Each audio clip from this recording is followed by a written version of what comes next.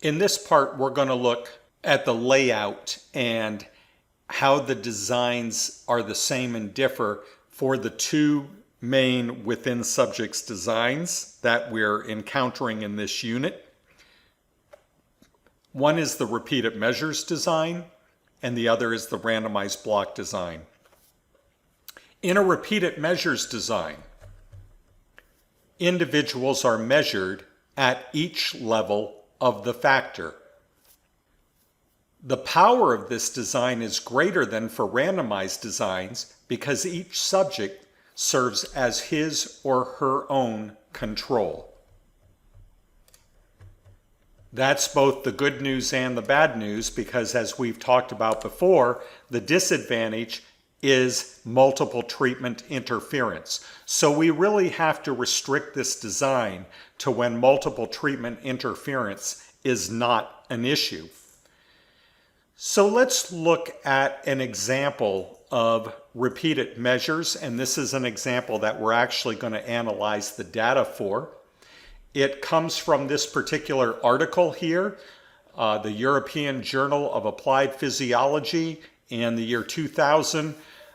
These three authors looked at the reliability and validity of a soccer-specific field test of repeated sprint ability. So you're welcome. I gave you the article, and you're welcome to look it over and read it and see how this test all works. They give you diagrams, they lay it all out. But what we're going to do is just look at my little sort of synopsis of a short description of the data. So we had 7 soccer players. They were administered the Bangsbo Sprint Test. The test consisted of 6 trials. So each player is going to do this 6 times, thus repeated measurements. It's 6 trials of short sprints with a 25-second rest period in between each trial. And the purpose of the test is to determine the change in time to complete the test across repeated trials. So I'm pretty naive about this. I don't have any expertise in this area, but what comes to my mind is, on the one hand, every time you do this trial, which involves, if you read the article, a little obstacle course. Every time you do this, you get more familiar with the course, but I also note there's only a 25-second rest between each trial, and therefore maybe there's some fatigue. So on the one hand, maybe knowing the course better is going to help. On the other hand, that fatigue might set in and make things worse. So we have variables trials 1 to 6. Now it says here variables for wide format, and later on you'll see variables for long format. As I'm going to talk about when we do the analysis, we can put the data in 2 different formats and they each have their advantages. But let's focus right now just on this, what I called the wide format.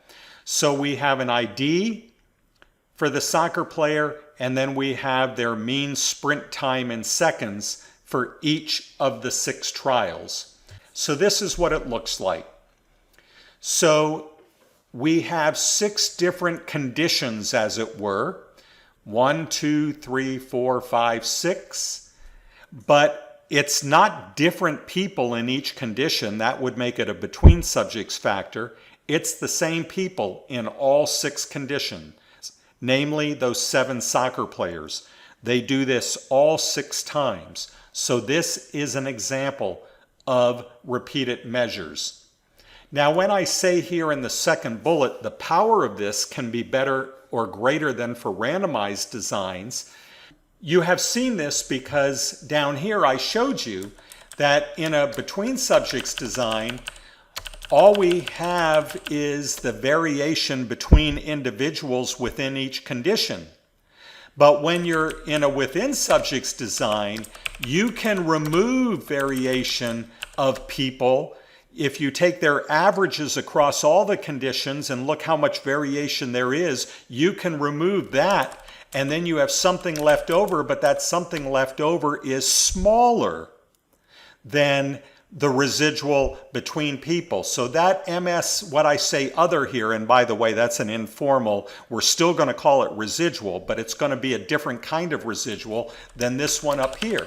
This residual is just variation between people. This residual is variation after the variation due to people have been removed, and it's a smaller number, thus giving us a bigger F, which is going to lead to more rejections of the omnibus null hypothesis that the means of the conditions are equal. And so you're going to get more power. And so that's what we're saying here, is the power of this design is greater than for randomized designs because each subject serves as his or her own control. Okay? Now, in this particular study that we're looking at right now, it seems to me that we're mostly interested in keeping a subject as their own control because we want to see what happens to the same people over time. And that's often the case with repeated measures. The disadvantage, of course, of this design is multiple treatment interference. Well, we don't have to worry about that here. But what if we had a situation where we did have to worry about it? Let's suppose, for instance, going back to an example I used in a previous video, where we compared traditional teaching to traditional teaching plus you're adding in having the students watch Khan Academy videos. But now let's suppose we're going to bring in a third possibility. Traditional teaching, but they're also going to have some computer-assisted instruction. Not the videos from Khan Academy, but something else. So now you have three conditions. So no more can we call this a matched pair design. So that would look something like this. So now I have these students, again, that their past achievement in this algebra course has been to earn a grade of A, a grade of B, or a grade of C. But now I need three matches for each of my A levels. So I have, for each grade level, I need three matches. So for my A, I have to take three A's, match them all up because they're all A students, okay? Or at least based upon their past performance, match them all up. And I'm going to put them in, say, these are randomly chosen from the A students. I randomly assign them to, say, the control, the Khan Academy, and the computer-assisted instruction conditions. And I'm going to do the same thing here for B. So there's my control. This one I picked to be over here in computer-assisted instruction, and I do that randomly, decide where they're going to be. And this one here is going to be with the Khan Academy group. And then similarly for the C.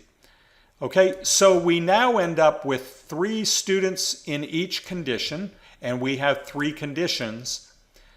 This avoids multiple treatment interference because we're using three different students in each condition, but they're matched. When we go beyond matched pairs, we actually call that a block. And so this is a randomized block design. The participants are matched first. In our case, we match them based upon their letter grades that they had up to that point in the class. They're matched into those blocks and then randomly assigned to the levels of the treatment factor. The effect to study is a within blocks effect. That is, we want to know how different the traditional teaching is to the Khan Academy addition to the computer-assisted instruction condition, but it's not the same subjects, so it's not within subjects, but it's matched subjects. And so it's kind of within blocks, although we often use the term within subjects generically. I don't usually hear that term within blocks very often, but I'm just making the point here that it's not the same people, but we try to get as close to the same people as we can using our different people. That is, we match on an extraneous variable, and the better that we can match so that we can get very similar students, the better it's going to be for detecting whether one condition works better than another. The nice thing is the randomized block design is mathematically equivalent to repeated measures. It's just that a block is not quite as strong a match as using the same person. But we can't always use the same person because multiple treatment interference. So if you learn how to analyze with repeated measures, you're going to know how to analyze the data with randomized block. The only difference is a design difference. Are you using the same people multiple times, or are you finding matches for individuals and then assigning those matches to the different conditions? Those are the two main one factor within subjects' designs. And in the next videos, we're going to learn how to analyze data from those designs, first descriptively, and then after that, inferentially.